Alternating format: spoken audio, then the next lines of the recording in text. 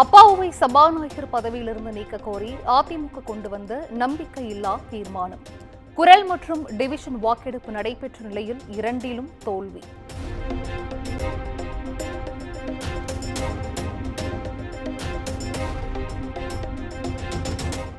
நம்பிக்கையில்லா தீர்மானம் தோல்வியடைந்த நிலையில் சபாநாயகர் இருக்கையில் மீண்டும் அமர்ந்தார் அப்பாவு. தீர்மானத்திற்கு 154 பேர் எதிர்ப்பு, 63 பேர் ஆதரவு.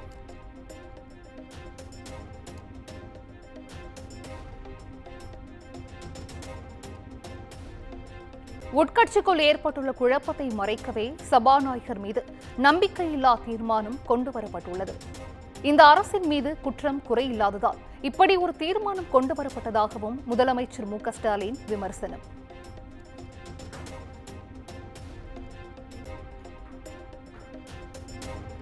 சபாநாயகர் அப்பாவு கனிவானவர், அதே நேரத்தில் கண்டிப்பானவர், நேர்மையான கருத்துக்களை ஆணித்தரமாக முன்வைக்கும் பண்பு கொண்டவர் என்றும் முதலமைச்சர் மு க ஸ்டாலின் பேச்சு.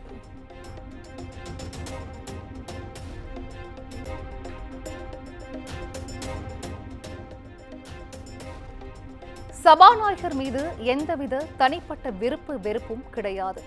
சபாநாயகராக பொறுப்பேற்ற பிறகு அவர் நடுநிலையோடு செயல்படவில்லை என்றும் எதிர்க்கட்சித் தலைவர் எடப்பாடி பழனிசாமி பேச்சு.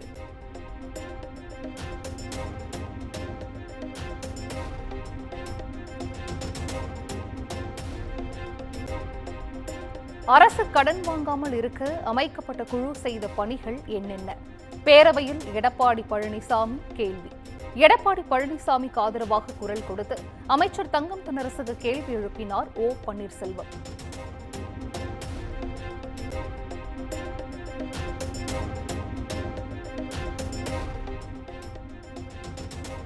அதிமுக உறுப்பினர் என்ற அடிப்படையில் கொறடா உத்தரவை மீறக்கூடாது என்பதால் தீர்மானத்தில் வாக்களித்தேன்.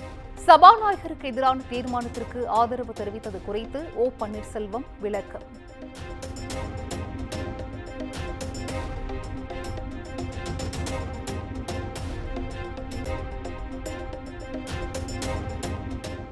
நம்பிக்கையில்லா தீர்மானம் கொண்டு வந்தும் சபாநாயகர் அப்பாவு ஒரு தலைபட்சமாக செயல்படுகிறார்.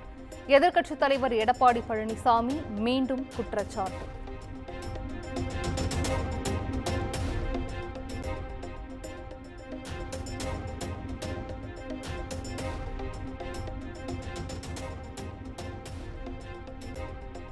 எடப்பாடி பழனிசாமி தலைமையில் நடந்த அதிமுக எம்எல்ஏக்களின் ஆலோசனைக் கூட்டம். இரண்டாவது முறையாக புறக்கணித்தார் செங்கோட்டையன்.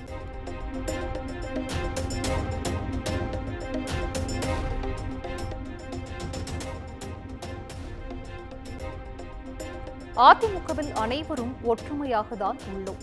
தங்களை யாராலும் பிரிக்க முடியாது. ஆலோசனை கூட்டங்களை செங்கோட்டையன் புறக்கணிப்பது குறித்த கேள்விக்கு எடப்பாடி பழனிசாமி திட்டவட்டம்.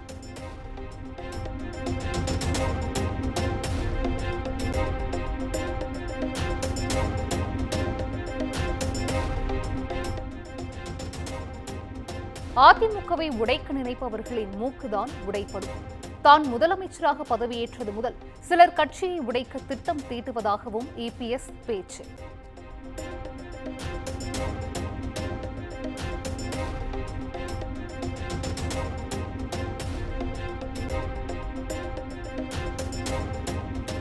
மதுபான ஊழலை கண்டித்து சென்னையில் உள்ள டாஸ்மாக் தலைமையகத்தை முற்றுகையிட முயன்ற பாஜகவினர் குண்டுகட்டாக கைது.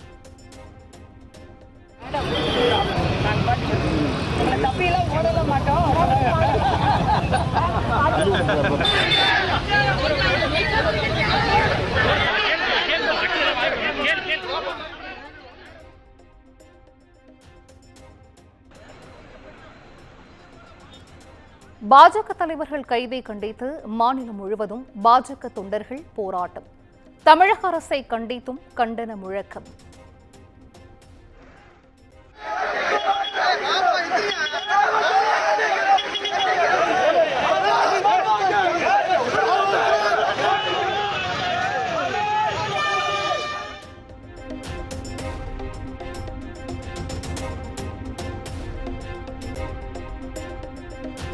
டாஸ்மாக் முறைகேட்டில் முதல் குற்றவாளி முதலமைச்சர் மு.க.ஸ்டாலின். கெஜ்ரிவால் கைது செய்யப்பட்டது போல் மு.க.ஸ்டாலினும் கைது செய்யப்படுவார் என்றும் அண்ணாமலை பேட்டி.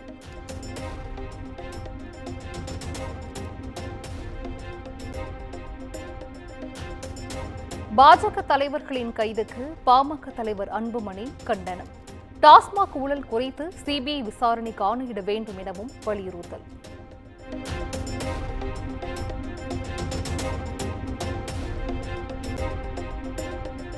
மாற்றுக் கட்சிகள் ஆளும் மாநிலங்களை பழிவாங்கும் நோக்கில் மத்திய பாஜக அரசு ஈடுபட்டு வருவதாக அமைச்சர் ரகுபதி குற்றச்சாட்டு. டாஸ்மாகில் 1000 கோடி ரூபாய் ஊழல் என்பதற்கு ஆதாரம் எங்கே எனவும் கேள்வி.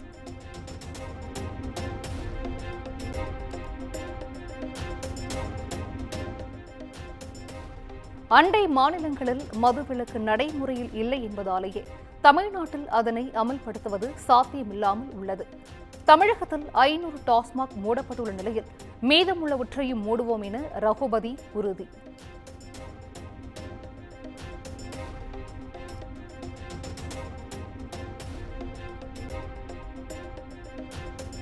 டாஸ்மாக் ஊழலை மக்களிடம் அம்பலப்படுத்தும் பாஜகவினர் மீது திமுக அரசு வன்முறையை ஏவி வருவதாக எல். முருகன் குற்றச்சாட்டு. ஜனநாயகம் மீது முதலமைச்சர் ஸ்டாலினுக்கு துளியும் நம்பிக்கை இல்லையா என்றும் காட்டம்.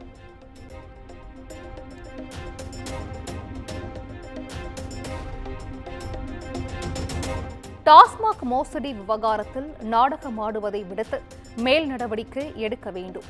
திமுகவை குற்றம் சாட்டி தமிழக வெற்றிக் கழகம் அறிக்கை.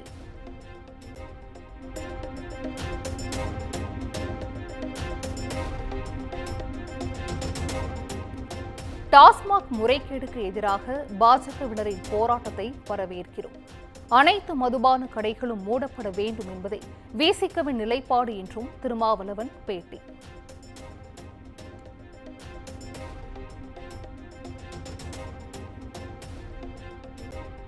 தமிழக வெற்றிக் கழகத்திலிருந்து ஆதவ் அர்ஜுனா இடைநீக்கம் செய்யப்பட்டதாக வெளியான செய்திக்கு தாவேக்கு மறுப்பு. பொய்யான செய்தி என்றும் துணை பொதுச் செயலாளர் சிடிஆர் நிர்மல்குமார் விளக்கம்.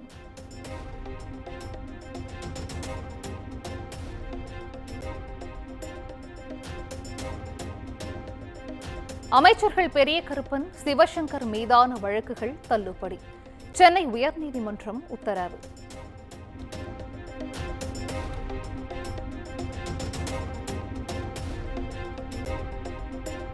பதினோரு வேலை நாட்களில் 72,600 மாணவர்கள் அரசு பள்ளியில் சேர்க்கை. பள்ளிக் கல்வித்துறை தகவல்.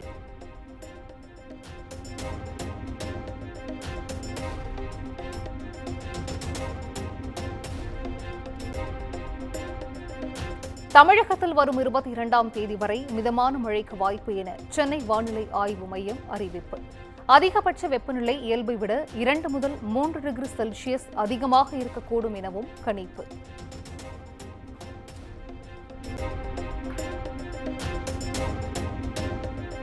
சென்னை தேனாம்பேட்டையில் கல்லூரி விடுதியிலிருந்து குதித்த மாணவி உயிரிழப்பு.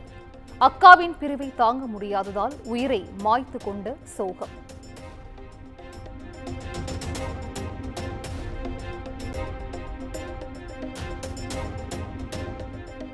கேரள மாநிலம் இடுக்கியில் வனத்துறையினரை தாக்க முயன்ற புலி மீது துப்பாக்கிச் சூடு.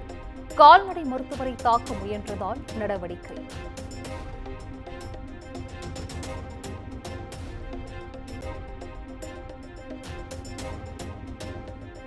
நியூசிலாந்து பிரதமர் கிறிஸ்டோபர் லக்சனுடன் பிரதமர் மோடி இருதரப்பு பேச்சுவார்த்தை.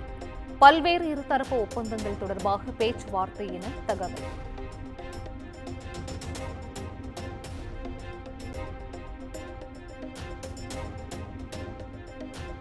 இந்துக்கள் உள்ளிட்ட சிறுபான்மையினர் மீது அமெரிக்காவில் தாக்குதல் அதிகரிப்பு கவலை அளிக்கிறது. அமெரிக்க நுண்ணறிவு பிரிவு தலைவர் துளசி கப்பாட் கருத்து.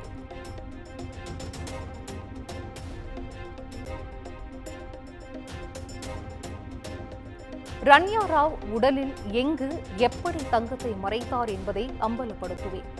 கர்நாடக பாஜக எம்எல்ஏ பசனகவுடா கருத்தால் சர்ச்சை.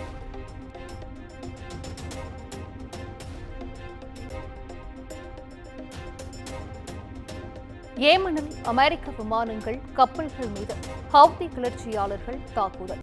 50க்கும் மேற்பட்டோர் உயிரிழந்த சம்பவத்திற்கு பதிலடி.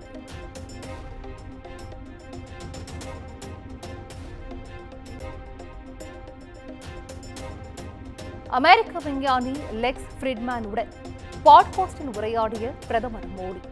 வீடியோவை தனது வலைதளத்தில் பகிர்ந்த அமெரிக்க அதிபர் ட்ரம்ப்.